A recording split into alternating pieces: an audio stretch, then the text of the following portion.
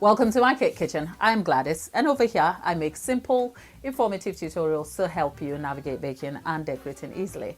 If you're a beginner baker who is in search for a very dependable and standard sponge recipe that has all the markers for great texture, good crumb, is moist, easy to derive from scratch, and also is most importantly stackable, stick with me because I'm going to take you through everything you need to know to make a sponge like that, which is dependable but is moist, easy to make, and doesn't involve any faff. And it's a go-to recipe that you can adapt many ways. So without having to waste your time, we're jumping right in. Before we get into making the sponge cake, it's important to note there are different types of sponges on the market, and most importantly, there are different ways to derive them. Some of them are a little more complex, but not one sponge is great for all purposes. For this, the intention is to make sure that this recipe serves at least most purposes by being convenient and also deriving the different characteristics of the different processes to bring you a sponge that yields well and is pretty solid and dependable. So over here for my ingredients, I have the basic things you would find in a sponge cake. We have margarine here, and the margarine here can be substituted for full-on butter, and in some aspects you can have some parts of butter and some parts of oil. I'll leave the variations of that in the description box for your use over there. We also have some self-raising flour. Over here I've decided to go for self-raising flour simply for the convenience of it, because in the UK self-raising flour comes optimized with rising agent, which is helpful for the bake. But if you don't have access to self-raising flour, you can go for plain flour but with 10 to 12 grams of baking powder. Note I said baking powder, not baking soda. Now we have some granulated sugar here. I opted for granulated sugar here because that is what I have accessible, but you can use caster sugar for better results. The difference between caster and granulated sugar is very important, but not so important that if I don't have caster sugar I'd be fretting over here. But best recommendation, have caster sugar. And in your part of the world, if you don't have caster sugar or the sugar is not branded as caster sugar, look out for baker sugar or super fine sugar over there. We have some eggs here also. The eggs that I have here are room temperature, and I have broken them from the shell and measured them. We have about 275 grams over here, which is about 5 large eggs. In fact, fun fact, it does go up to 280, but it will make no difference at all if that is the measurement you get. And this is UK standard large eggs, 5 of those. I have my favorite thing to use all the time, buttermilk. Okay, this is the commercially produced short-bought buttermilk, not the one you made in your home, because I've spoken about it time and again on this channel that whilst you can make your own buttermilk, sometimes you need to have an understanding to adapt the quantity, because we have a very cloudy, thick, pourable, yogurt looking, milk textured buttermilk here. That's a lot of words for buttermilk, but it's important to note because the buttermilk you may probably be making at home by mixing some milk with vinegar or lemon yields very light and watery, if you like, which may affect your outcome slightly. I will leave the full description of ingredients in the description box for you. I should also say this recipe right here is something I have used time and again on the channel. I just decided to focus my attention on why it is very stackable and dependable for a beginner baker who is in search of a reliable sponge cake recipe. With that in mind, let's go and preheat our oven, which will be preheating at 165 to 170 degrees C over here whilst we kind of go and mix this together. But before we mix all of that together, it's also important to know the importance of the ingredients I have chosen, and I have spoken about this time and again in many of my tutorials on here. I'll leave some resources in the description box linking you back to some of the lives within which I have spoken about the details of the ingredients used here and how they affect the outcome of the bake. So that's enough talking now. Let's move on to actually making the cake. The setup for the sponge, and for convenience I'm using my K-mix here, but of course for the quantity and yield we can use a hand mixer. I've just chosen not to go for the hand mixer today because I'm running out of time, but I have derived this recipe using a hand mixer, some of which are in the live tutorials. I will be linking those resources here.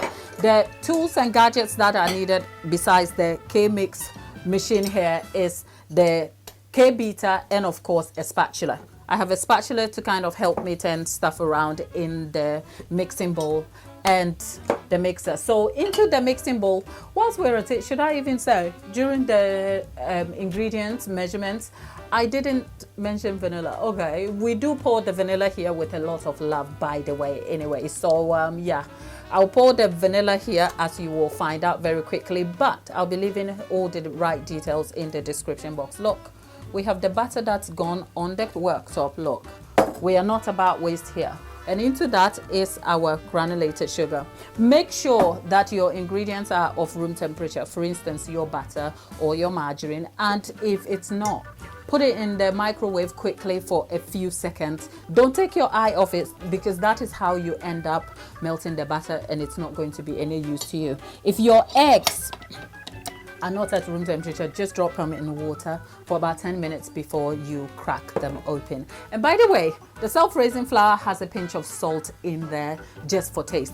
Add salt to your baked goods. You will see it makes a hell of a difference. But into our butter or margarine and sugar, I am adding some vanilla poured with a lot of love. The exact quantity we need is 2 tablespoonfuls. Now I'm gonna kind of cream this at medium high speed, which on this mixer it's about 3 to 4, somewhere in between, for anything between 4 to 6 minutes. I'm gonna have to keep an eye on it, and then you'll find this hand from the block of margarine that is put in here looking yellow to an off-white pale substance that will expand and increase in volume and also texture and appearance.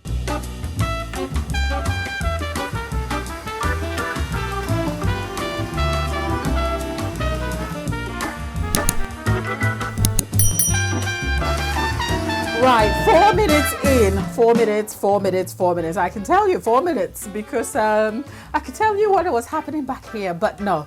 Right, 4 minutes, and what we're going to do is just get this mixed through together. And as you can see, our butter is looking fluffy, and it has changed from the lump of yellow substance that was dumped in the bowl. I'm gonna let it go for another 2 minutes. Okay, so that we have the full on 6 minutes. The weather is on my side today. I'm not complaining. Let's get it done and then add the other ingredients. 6 minutes in, and it's time to add our eggs. For the eggs, I'm going to add them in a different way slightly. I'm going to start with some egg yolks, which is going to go in. I'm going to be careful not to lose the egg yolks. The next egg yolk. Let that cream so that the mixture emulsifies. We add the other egg in slightly, a bit at a time, slowly, so that it helps the structure and crumb of our cake. Now that that's gone in, we're gonna let that mix all together, and then we're gonna stop it a little bit. Make sure we get everything that is straight on the side in the middle.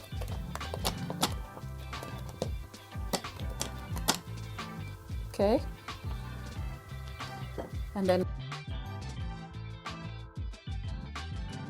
our batter is almost done now, and it's time to add our flour. So I'm splitting my flour into 2. Good thing about this mixer, it has a fold function, which is the slowest, doesn't do much as in develop the gluten or anything. That is what you need. You can hand mix it, but I just need the mixer to help me along a little bit. All of these small things I am doing and explaining will help you get a better outcome to your sponge, because if you fast mix this, you're going to develop the gluten and you will have a more crumbly, tough looking cake, and that is not what we are aiming for. Just when you can observe a little bit of flour floating on the surface, it's time to add your next batch. Just like that, we are done, because what we don't want to do is just keep mixing and mixing. Now that our batter is mixed, the most important thing here is our tins. Different recipes yield different results, and the recommendation for your bakes are very different. Some bake really shallow, some you have to optimize and scale the recipe, which may affect baking results for you. Fortunately for this recipe, it bakes shallow, it bakes deep. I use this all the time, so you're going to stick around and you're going to see the rest. Ooh, okay, this is our cake is baked well, and first of all, it has baked top even. The top is so even, we don't have any dip in here at all, which is a good thing. The crust looks very tender, but let's try and flip it aside and see what we get out of this. The pans are hot, so don't be like me. The tins I am using here are PME tins, okay?